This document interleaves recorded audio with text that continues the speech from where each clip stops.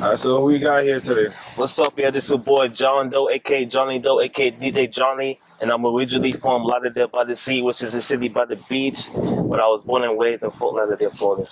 Alright, so you was born and raised in Fort Lauderdale? Yeah. How old you when you first started rapping? I would say I was like 26 when I started rapping. So she just started rapping? You know, I started rapping like 4 years ago. Yeah, 26. Oh, she's 28. Okay, I mean, well, yeah. So what made you started rapping?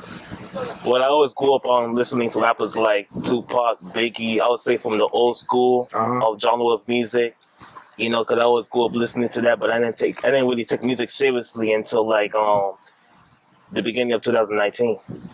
So what made you want to start taking it serious? Because I always grew up listening to, like, watching how other artists perfect their craft, such as stage presence, and I was like, yo, maybe I could do that too.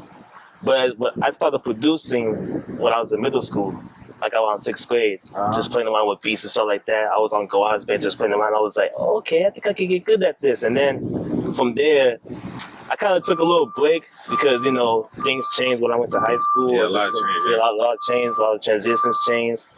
And then I went back into making beats somewhere like around 2018.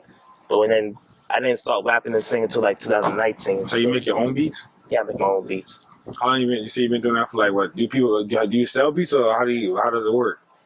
I usually use like different programs such as BandLab or FSL Studio, Soundtrap, you know, whatever else you can name of. And I've been doing that for 19 years. You've been making beats for 19 years? Yeah. So how old were you when you first started making beats?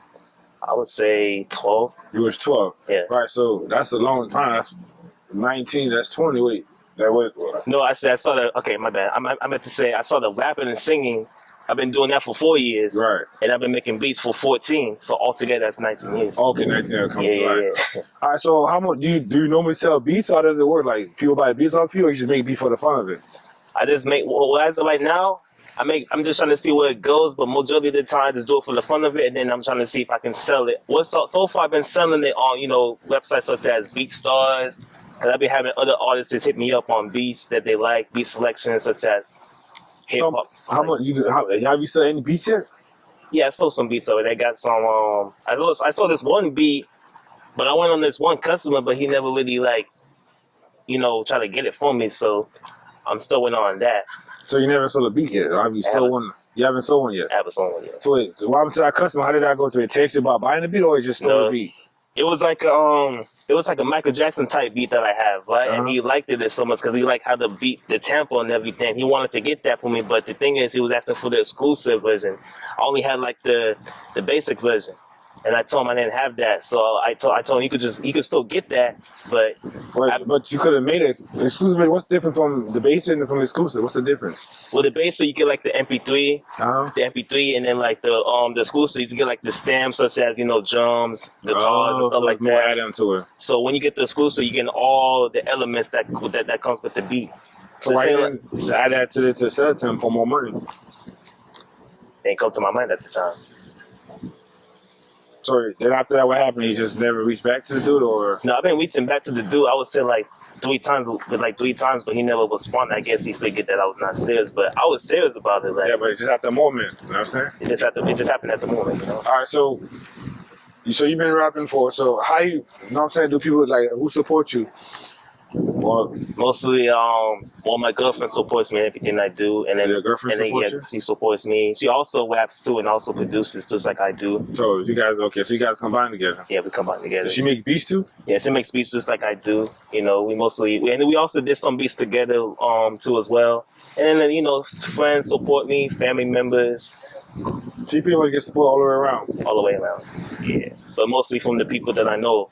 So they be like the strangers, because sometimes you can't trust too many people nowadays. Like, you can have people support you, but it depends who supports you or not, and you can tell right then and there. So, all right, so a lot of people support you. Do your family members still think? But how do people feel about your rapping, your family? When you're at this age, like 28, how do they feel about you rapping at this age? I mean, they so okay with it, you know what I mean? They're getting used to it, like, such as my cousins. One of my cousins, like, he raps too. So he goes by the name of Lil Black. So he knows that I rap too. But yeah, they so okay with it. You know, they get used to it. Yeah. All right, so you got what song you working on right now? Well, I got a song that I just did. It's called The Game. It features one of the rappers from Digital Underground. He goes by the name of Young Hump. That song is already done. So how that came about was like I was just hitting him up on my DM and I was like, yo, like we should do a song together, because he was looking for artists who was trying to do like hooks or verses, open verses, and I hit him up. I was like, okay, let me take the opportunity and just hit him up. But I didn't think he was gonna respond within like 10 or 20 minutes. I was like, okay. So I took it upon myself, just hit you up, and I was like, hit him up. I was like, oh, okay. And then I sent him the beat, and it's produced by me, by the way. So I sent him the beat. He liked it. He laid the verse. It was like 16 bars, and then he sent it back within like 10 minutes. And then I did my part, and then it's coming soon. And also I'm working on the album, which is pretty much finished already. So. So how long ago you guys did the song together? I would say probably like 3 or 4 months ago. Yeah. Why? What's the hold up to release the song? It's been 4 months. Well, because like how sometimes like when you try to put out music on different platforms, they be trying to reject your platforms and this and that. And yeah, but if you produced the beat, right? Yeah, I produced the beat. So how they stop you from rejecting it if you own the beat? They don't have. Sometimes you gotta go through clearances or something like that. So what? Like clearances, song clearances or whatever, Yeah, or they think that you stole somebody else's beat. But it's pretty much my beat that I made. You got your tag on it, right? Yeah, I got my tag on it. Yeah. Does it sound from similar to any other beat? No, I just be like, my tags pretty much be like, it's Johnny Doe on the beat. Right. Yes. Is that somebody that's tagged too or no? No, it's just that me. you know of. No, it's just me. So how does it get? That's why I'm confused how it get rejected. Because if it's your beat, you produce the beat, that shouldn't reject your own. That's because that's your craft. Right. You try to contact them about it? I heard some of the producers about it, but I haven't really got no response from it based on that. I'm figured because they busy doing other things, but I've been hitting them up trying to clear your beat, to clear some of the beats that they have. I mean that I have, but Wait, so how does it work? If you make your own beat, you still gotta get clear from somebody else? No, it's your beat. It's copyrighted, so you don't gotta get it from somebody else because it's pretty much your beat and it's produced and made by yourself. Right. So why do you need clear if it's your beat? It's like a whole. It's a whole different. Yeah, it's a whole different transition. All right, man. So yeah. How long you been with your girlfriend? 4 years. Just 4 years. How much? 4 years? No, for the 1 year. 1 year? Yeah, it's been a year since we've been together. Yeah. Okay, that's pretty good. Yeah, it's been a year. All right, so what if you met a girl, right? Yeah. You've been together, you're talking, right? But you didn't enter her, but she told you your body count was like 400. Would you still talk to her? Say it again? You met a girl, right? You all started talking to her. She told you her body count was like 400. After you started talking, but you interested still. Would you still talk to her? Like, she's pretty. I'm sure. Well, it depends on the girl because like every girl is different. Like some girl might try to go. Some girl might go for one thing. That's what I'm saying. But you asking about. I'm talking about asking you. Right. Like, if a girl tells you her body count's 400, would you still talk to her? Like, wife her up.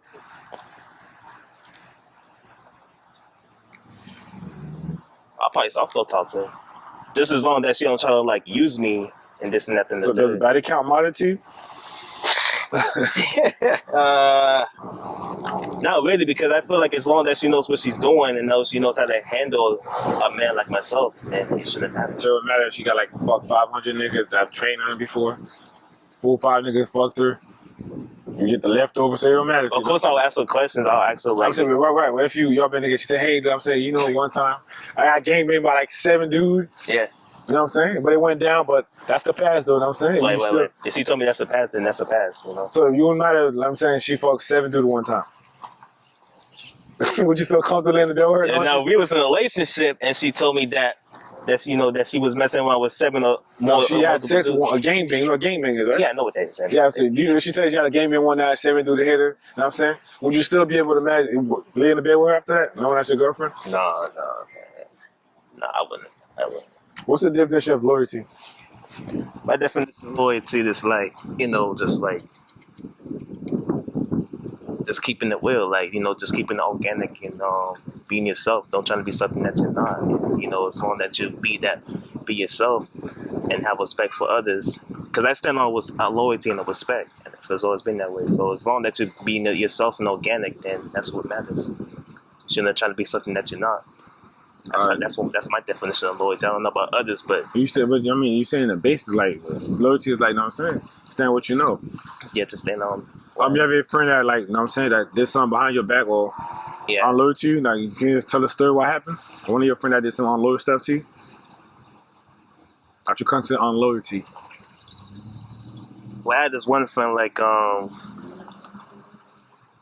it was more like an ex-girlfriend. So your ex-girlfriend? Yeah, ex-girlfriend. And she, you know, she was using me for money and this and that. At first, I thought she was like a good girlfriend for me or whatever. But I was like, I think I was like probably like 21 or 20 at the time when I dated her. And she was probably like 19. So I'm thinking, in my mind, I'm thinking, oh, she's the right one for me. But, you know, as months passed by, I started noticing signals, like signal changes. I was like, oh, why is she doing this to me? And then I asked her about it. I asked her, like, oh, are you using me this and that and that there? Or are you being like a gold digger? She was like, nah, I ain't a gold digger. And then I started noticing the changes, not just, you know, because she would hit me up, like, she'll hit me up only one time just to get something out of me, and then after that, I don't hear from her for like 2 or 3 months. I'm like, okay. That was your girlfriend? That was my ex-girlfriend. Wait. She used to hit you every 3, so you used to talk to her every 3-4 months? Yeah, 3 or 4 months. Was she stay in the same state as you? Is you? Yeah, same state. She lived in Hollywood. So wait. So how often you used to see her? I used to see her like once or twice a week. But you said she hit you up every 4 months. Because she always wanted to get something out of me. Yeah, but that's what I'm saying. If you see her once a week, so she asked for something every four, because you confusing me right here. She hit you up every 3-4 months, right? Yeah. To ask for something. Right. But you see her every once a week. So do you consider as using? Because I mean, she's not consistent with like every day. She say I need this for that. Right. How much money she be asking you for? I would say like from like 300 to like 400. 300 to 400 to do what? For like, you know, different accessories such as, you know, purses. Okay, so foods. Yeah, you know how that goes, man. Well, do you feel like it was being used, or you feel like just pleasuring your girl, making your girl, make sure your girl look right? No, I was being used. I was being used that time. You feel like that? I mean, she said buying purses, it's like you buying her a gift. At that time, I didn't know at the time until I started seeing her energy of her using me, because she would never like talk to me as much. You know how you check up on someone on the day, basically be like, hey, how you doing? What you got going on? And stuff like that. She wasn't doing that. So yeah, but so how long you was with her for? I was with her for like I'm pretty sure it was like, I would say like 9 months. All right, so how much you think you could probably say you spent on her during them 9 months? I would say about 300 to 400 a month. A month? So you spend about $3-4 grand on her? Yes, I would say that. All right. So how did you end up leaving her? I just told her, like, when I was at that time when I was working at the restaurant called Mike, it's like a restaurant. I was a bar back / bartender. So when I told her, because she needed money she had hit me up and texted me saying that she needed money for a flat tire, I guess for her mom. And I told her that, oh, okay, I couldn't take it no more. For her mom? She asked you for money for her mom? Yeah. Flat tire? Yeah, so her mom had a flat. What you think it was the big boy? What you was the breadwinner? It was like a... Why she asking for her mom flat tire? Like, why she not? No, because her mom, I think her mom or grandma at the time had caught a flat tire. Yeah, but that's not your responsibility. That's her family. That's her responsibility. That's what I'm saying. I was like, something wasn't adding up at that time. I was like, okay, I couldn't take it no more. So I told her straight, I was like, okay, I'm breaking up with you. And she was like, okay, I'm already breaking up with you already. So she said what? I told her that I was breaking up with her. And she was like, okay, we already broken up already. I guess she took it like I was being serious. I was like, okay. Oh, so she was there from the beginning. She was never taking you serious. She wasn't taking me serious. Man. So how you know your girlfriend right now taking you serious? The girlfriend that I'm with right now, because she's not like these so-called females out there that be doing too much for the gram or trying to like go out their character. Like, she's organic, and she's, you know, she has like that OG mentality, like that old school mentality. And how old your girlfriend is? 21. 21. Yeah. So you think she's taking you serious, right? Yeah, she takes me serious. Does she ask for money too? No, not really. You guys live together? We live separate, but we looking on. How often you normally see her? I would see her whenever we get a chance. Like I would say, like once or twice a week. Okay, so you make time for her. Yeah, just make time whenever it happens. All right. So what's your goal for this year? At the end of the year? My goal for this year is to hopefully. Yeah, my goal for this year is to hopefully become successful. Doing what? Doing like music or having my own businesses, have my own clothing line. Having my own clothing line where I can feed my family, the people around me, or hopefully have a career that can like last longevity. You got kids? No, not the kids. What do you mean by family? How much? Like, what do you mean? Like feed my family, like my family. Where are you originally from? I'm originally from Lada de by the Sea, but my parents, your family, my family, they're from Haiti. My parents from Haiti. Oh, so you're okay. You ever been to Haiti before? Nah, I haven't been there. People be telling me that I should go to Haiti, but like, I be hearing what's going on in Haiti. I'm thinking about going there. That's two different sides of Haiti. It's like, you know what I'm saying, like America. When you go to somewhere, it's dirty. It's like six. You been to Six Trunk before, right? Yeah, I've been to Six Trunk. See how dirty Six Trunk is? Yeah. It's like that's the side of people you see about. It's kind of like it's like two different cities, you know. Yeah, so it's like Port-au-Prince, like it's the capital, but it's not like the. Right. It's what all the stuff is happening. So that's the main thing they talk about because they're not gonna talk about the good side because. You know what I'm saying? You gotta make it look bad. People are still going to Haiti. People always look at like when you like for example when you think about Six Trunk. They always think about the bad side. They always think about how the bad environment, but they never look at how good the hood is or what it originally came from, or what the roots are. They always look at the bad side or the negative, and they want to put false negatives into it. But me, like, but also I be hearing good things about Haiti too. So I want to go there one day. I'm gonna go there one day. Yeah, why have your parents have took you there yet? You haven't choose to, or just haven't what? No, just like I never really took the time to really sit on. I think about it sometimes. I never really like took the time to really sit on and be like, okay, I'll be like, oh, I want to go there. I'm gonna go there one of them days. It's when the time is right, because I got peoples up there too. So. All right, so you plan on having kids?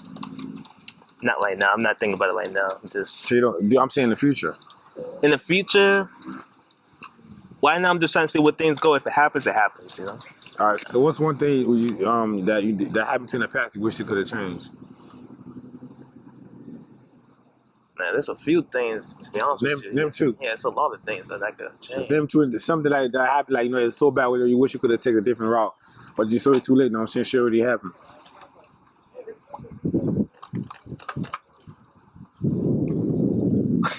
This might sound funny, but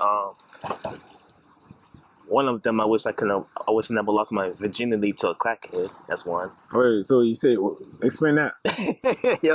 How that happened was like, I was just driving around the neighborhood. I was driving on Six Trunk actually, right? You was where? On Six Trunk. On Six Trunk. Yeah, Six Trunk. So like I was driving on Six Trunk, just cruising, just driving around, and mind you, this was 2017. So like, and I was like probably like 21 or 22 at the time, and like I was just driving around, and I seen this fine-looking female. I was like, oh, okay, let me see what you got going on, and I just like, hey, what's up? You need a ride or whatever? So. She jumped into the car. I dropped we went to the house. We started chopping the things out on the way there, and then when we got to the house, and then like we got to know each other and stuff like that. I introduced myself, and she introduced herself. She told me her background story, how she has a daughter and everything. She was at the time she was like 30 or 29, and like she was telling me that her baby daddy didn't want to be with her because because of her situation. But I didn't know that until she told me. She told you what? That she's a crackhead. She's a crackhead. Yeah. So in my mind, as we doing it, so and so, how the story goes. And then we doing it, and then she's telling me that, and I was like, nah, man, I did not just did that. And then that's a virgin to a crackhead. I was like, that's my virginity. I was like, man, that's crazy. But at the time, I was embarrassed because I was like, that's crazy. But looking at it like now, it's funny now to me. But it's a funny joke now, right? But yeah, that's one thing that I would regret. And then let me see if I can think of something else.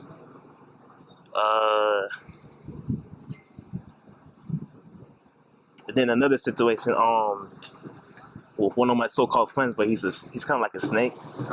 But like, he was driving my car, and I think this was like 2017 or 18. I was driving my car and stuff like that, and he drove my car. We was just cruising around. He was with his homeboys, and his homeboys came up and pulled me to the side. It was like, yo, don't let anybody drive your car. And I was like, yeah, you right, man. I was 20 at the time, right? And majority of them was like from the ages of 17 and to like 19. So I was the only oldest one out of the crew. And then him in his mind, in his mind that time, he was like, he had that young mentality, that young mindset. He was high as heck, of course. I was like, yo, you shouldn't be driving while you're high, but he didn't care. But he messed up my car, messed up my transmission. I was like, you know, ever since then, that's what made me, you know, said to myself, that's what made me then want to trust too many people. Ever since that year, that transition, I was like, okay. So what he did to the car though? Messed up my transmission. Oh, he blocked. I mean, how he messed up the transmission doing? Oh, he was doing like dry, you know, burnouts and stuff like that. Oh, he was doing burnouts. Mind you, the weather was dry. You're supposed to do it when it's wet. Right. He kind of did that, and it kind of like, because mind you, it was like a 1997 Toyota Camry LE. Oh wow. Yeah, so a car like that, you shouldn't be doing. It's not made for that. It's not made for that. You can mess up the transmission right away. So I started seeing. I was like, okay, you messed it up. So ever since then, you know. Did you end up paying to get it fixed? Yeah, I got it fixed eventually, of course. Yeah, got it fixed. But I mean, you know, that's the second thing that I would regret. Never let anybody drive your car. This is what I would say to anybody out there, you know, never let anybody drive your car if you don't fully trust them, you know. So that's my second that I would take, you know. All right, anything else you want to tell people before we go, man? Anything you want to tell them about yourself? What I would tell you about myself, you know, I'm funny, cool, easygoing, laid back. You know what I mean? Laid back, nice. I'm easy to talk to. You know, I don't bother nobody. I just do me. I'm organic, and yeah, so that's pretty much what I can tell you about myself. But other than that, I'm easy to talk to. You know. You're what? I'm easy to talk to. Easy to talk to. And I'm outgoing. So. What's your advice to the young you? Like, let's say somebody growing up, right? What's your advice you tell them? Like far as well. Like the newer generation that's coming up right now. What's your advice to them? I would tell them, like, you know, just be yourself. Don't try to be something that you're not. And always stay prayed up. Pray to God first. You know, stay connected with Him. Build a relationship. Network with many people if you can, because you never know who's watching. You never know who's connected. Who be. You never know. They could take your career to the next level. You know, so network as much as you can. Stay consistent with your craft. Don't pay no mind to these so-called haters out there, because people are gonna talk regardless of no matter what. They just don't want to see anybody blow up. So don't let that get to you. And you know, just keep doing your thing. So yeah.